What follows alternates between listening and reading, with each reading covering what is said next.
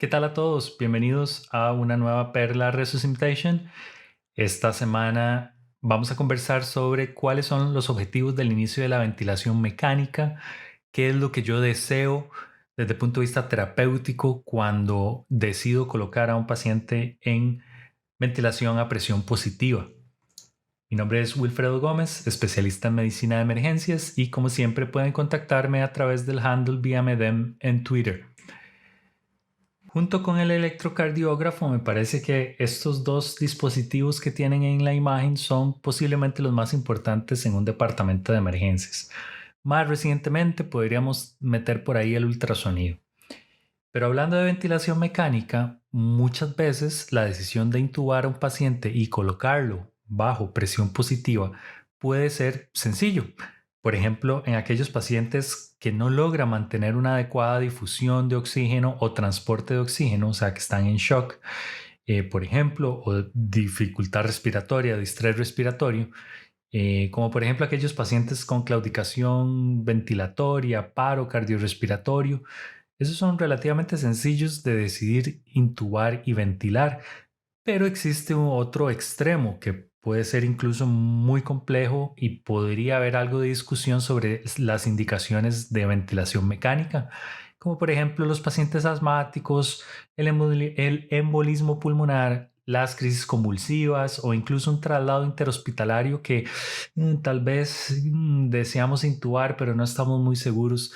Muchas veces los efectos físicos y fisiológicos de la ventilación mecánica podrían llevar al paciente en ventilación a descompensarse.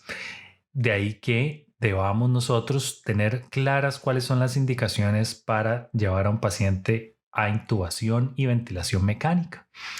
A grandes rasgos, las indicaciones para el inicio de la ventilación mecánica están muy relacionadas a las del manejo avanzado de la vía aérea. Sin embargo, son procesos distintos. Uno es la colocación del tubo endotraqueal o un dispositivo con balón inflado a nivel de la tráquea y el otro es toda una serie de estrategias que nosotros empleamos para lograr llevar el oxígeno hacia el alveolo y poder extraer el CO2 del alveolo de la unidad funcional como tal. De ahí que el proceso de ventilación mecánica requiere no solamente del conocimiento de intubar y la destreza de intubar, sino que requiere de un gran conocimiento fisiológico, fisiopatológico, primero de la entidad que está enfrente a nosotros, que está llevando al paciente a necesitarla, y posteriormente todos los efectos físicos y biológicos que el ventilador mecánico ejerce sobre la vía respiratoria del paciente. No es sencillo en muchas de las ocasiones. La presencia de una vía aérea definitiva fue en su momento un requisito para administrar ventilación mecánica incluso, pero en este momento nosotros podríamos eventualmente darle los beneficios a un paciente de la ventilación a presión positiva con una interfaz no invasiva. Entonces realmente cuando deseamos administrar efectos beneficiosos de la ventilación, podríamos incluso hasta plantearnos si este paciente realmente hay que darle una vía aérea definitiva. Como ven en la diapositiva, a grandes rasgos las indicaciones básicas para inicio de ventilación mecánica son primero el fallo para oxigenar, el fallo para ventilar y el curso clínico no favorable o inadvertido. El fallo para oxigenar se refiere a la incapacidad de difusión de oxígeno al torrente sanguíneo. El fallo para ventilar se refiere propiamente a la extracción de CO2 y el movimiento de la caja torácica para poder realizar una ventilación efectiva. Y el curso clínico, pues no favorable o inadvertido, es aquel que uno evalúa o cree que ese paciente en los siguientes minutos u horas podría claudicar desde el punto de vista fisiológico y necesita entonces uno adelantarse a ese curso que es no favorable. Ahora, es muy importante que tengamos en cuenta que ningún modo ventilatorio cura el proceso de la enfermedad que el paciente tiene en el momento de decidir llevarlo o colocarlo en ventilación mecánica. O sea, el ventilador mecánico no cura. Sin embargo, da el soporte ventilatorio necesario para uno diagnosticar por qué el paciente tiene el fallo respiratorio y además tratar esa entidad.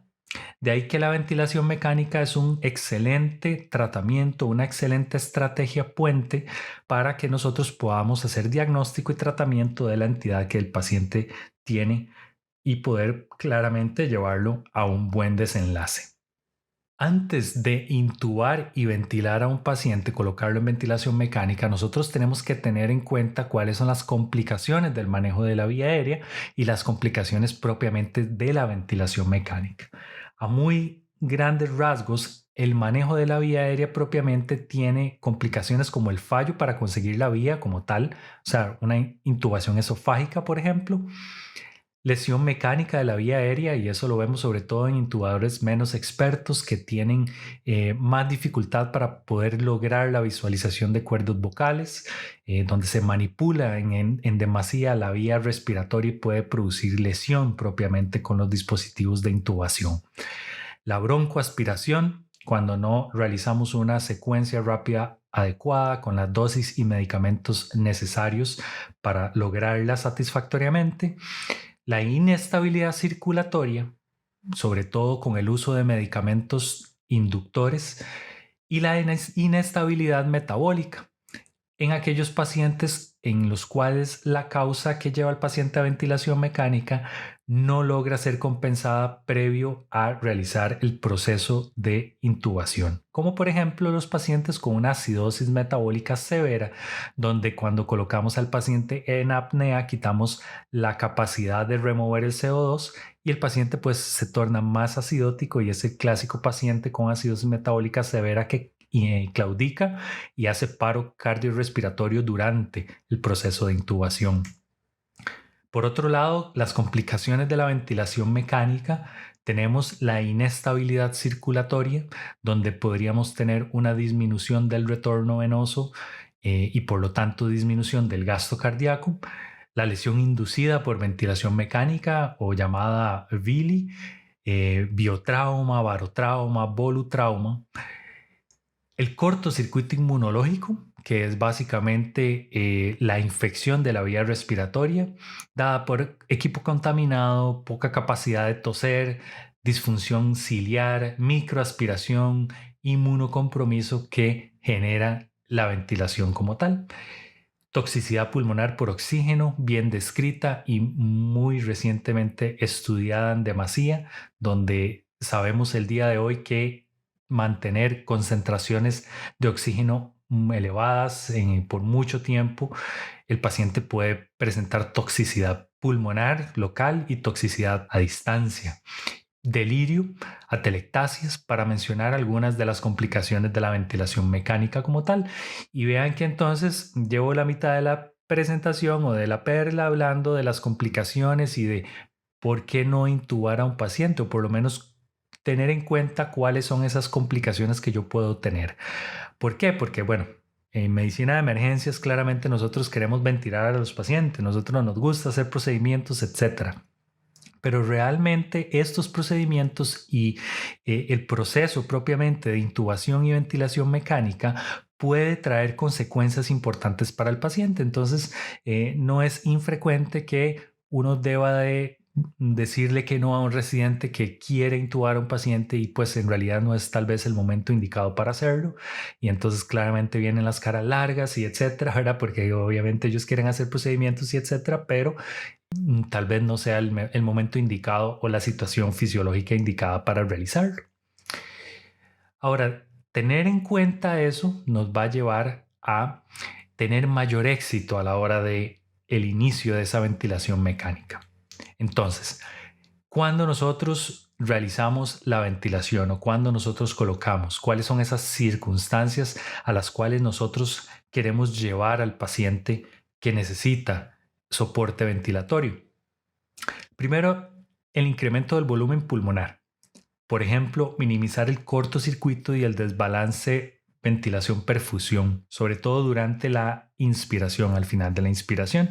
Y esto tiene que ver mucho con la disminución del espacio muerto. Por ejemplo, aquellos pacientes que tienen bradipnea, tienen lesiones como la hipertensión endocraniana, que los llevan a tener un aumento en el espacio muerto, y por lo tanto nosotros queremos disminuir este. Por otro lado, también queremos aumentar el volumen pulmonar cuando deseamos aumentar el reclutamiento alveolar.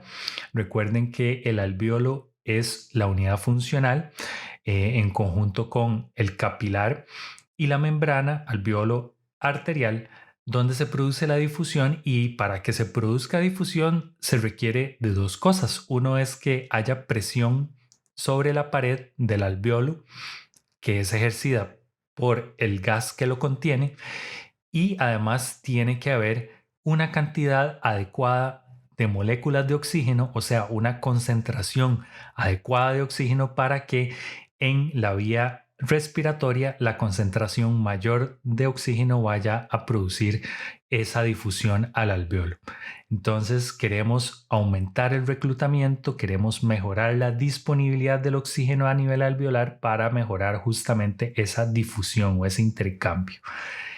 También buscamos la reducción del trabajo respiratorio. Hay pacientes que tienen un aumento del consumo muscular de oxígeno, y estos pacientes, cuando nosotros logramos que descansen, por ejemplo, aquel paciente asmático que ya claramente está fatigado y pronto va a hacer paro respiratorio porque ya sus músculos respiratorios no logran mantener un adecuado volumen tidal, estos pacientes no solamente disminuye el consumo muscular, disminuye la lesión propiamente muscular, sobre todo aquella lesión diafragmática, y nos da el tiempo necesario para la recuperación y para que a través de métodos farmacológicos y físicos podamos mejorar la broncodilatación, por poner un ejemplo.